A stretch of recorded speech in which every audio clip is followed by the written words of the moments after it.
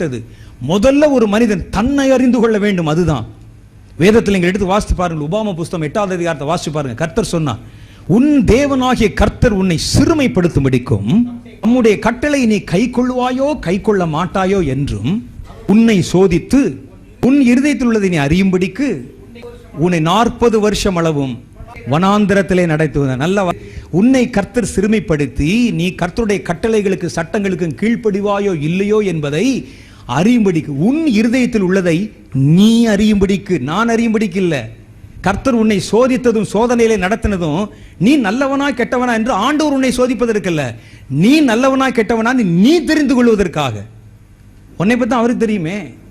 நீ ஒன்னும் செய்யாம இருந்தாலே தெரியும், இவன் வில்லன், இது பூனை, பால் கிடைக்காதனால சும்மா உட்காந்துருக்கு, பாலை மாத்திரம் வச்சுட்டு வெளியே போய் பாருங்க திருடிடும், அவருக்கு தெரியும். ஆனா நீ திருடுவையா இல்லையான்னு உனக்கு தெரியணும் இல்ல. அதைத்தான் கர்த்தர் இங்கே காண்பித்து கொடுக்கிறார். அவர் சொல்றார் பார், உன் இருதயத்தில் உள்ளதை நான் அறியும்படிக்கல்ல உன்னை சோதித்தது, உன் இருதயத்தில் உள்ளதை நீ அறியும்படிக்கு. கர்த்தர் அதுதான் ரொம்ப கவனமா இருக்கிறார். நீ யார் என்பதை ஃபர்ஸ்ட் நீ தெரிந்து கொள்.